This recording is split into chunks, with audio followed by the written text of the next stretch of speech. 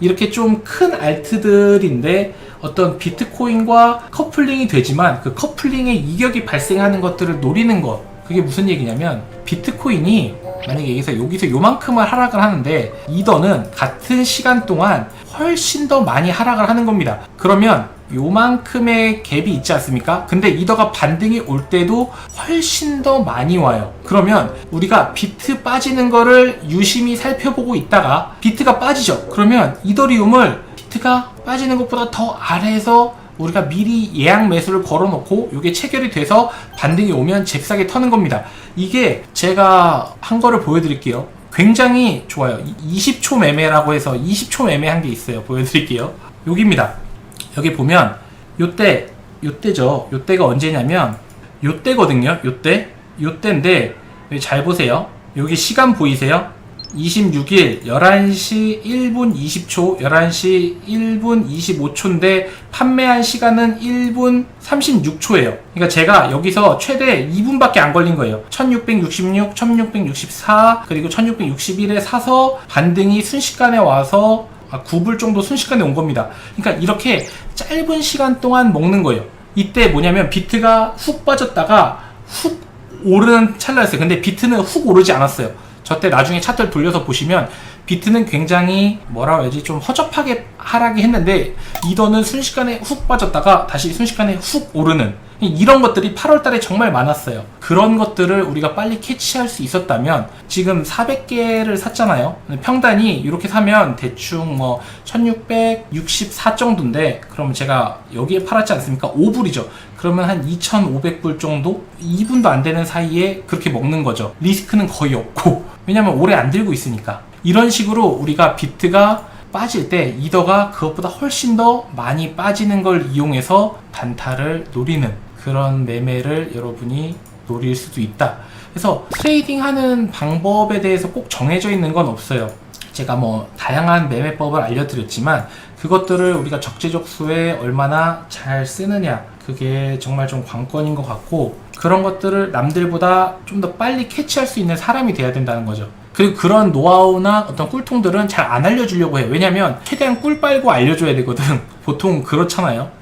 그렇기 때문에 여러분들이 그냥 우리가 단순히 비트코인 트레이딩 한다고 해서 비트코인 차트만 보는 게 아니라 비트코인이 움직일 때 비트코인과 같이 움직이는데 이렇게 엇나가는 친구들 있죠. 조금 더 과격하게 나가는 애들, 급발진하는 애들, 이런 애들을 잘 평소에 서치해놨다가 그런 것들로 꿀 빠지는 거.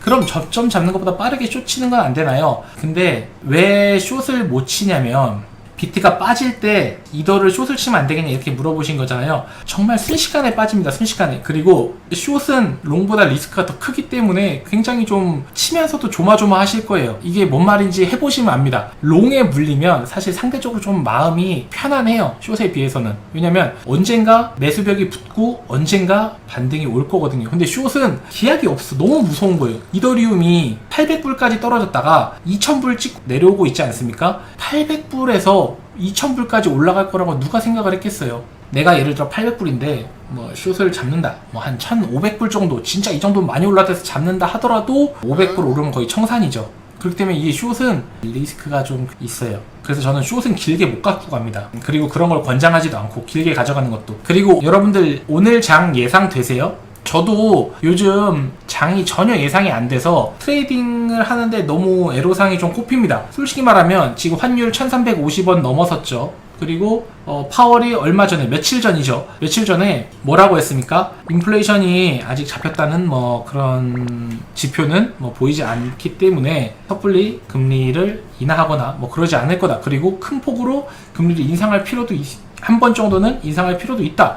뭐 이런 식으로 얘기를 하니까 나스닥이 그냥 박살이 났죠. 솔직히 말하면 나스닥 엄청 올랐었잖아요. 근데 완전 작살이 났지 않습니까? 여기서부터 불과 지금 13600 찍고 여기 내려오는데, 물론 파월이 얘기한 건 여기입니다. 8월 26일이긴 한데 어쨌든 이 나스닥이라는 어떤 큰 지수가 600포인트 가량이 떨어졌기 때문에 오늘은 많이 떨어진 걸로 인해서 어떤 기술적 반등이 좀 나올 수도 있다라고 생각을 하지만 그게 어떤 추세의 전환으로 이어진다? 이렇게는 보진 않습니다. 그러면 이럴 땐 어떻게 되는가? 안 하면 됩니다. 안 하면 돼요. 예를 들어 오늘 10시 반에 장이 열리는데 나스닥이 정말 예측이 안 가고 분명 기술적 반등이 와줄 만한 자리예요. 오케이. 근데 기술적 반등이 안 오고 재차 떨어질 수도 있잖아요. 불안하죠. 그러면 비트도 요동을 칠 거란 말입니다. 10시 반에. 맞지 않습니까? 그러면 여러분들이 가장 좋은 방법은 안 하는 거예요. 야, 비트코인 단타 강의라면서 하지 말라는 게 무슨 멍멍이 같은 소리야, 이렇게 얘기할 수도 있는데, 안 잃는 거, 무포지션도 단타의 아주 중요한 전략 중에 하나입니다. 장이 안 좋을 때는 피해가는 거예요. 지금 오늘 내가 매매 안 한다고 해서 여러분들이 부자가 안 되는 것도 아니고, 오히려 더 부자 되는데 한 발짝 앞서갈 수도 있는 거예요. 왜냐면 잃으면 뒤로 두 걸음 뺏겨야 되니까. 잠시만요. 애기가 네, 많이 우네요. 아직 아마 샤워해서 배고파서 그럴 거예요.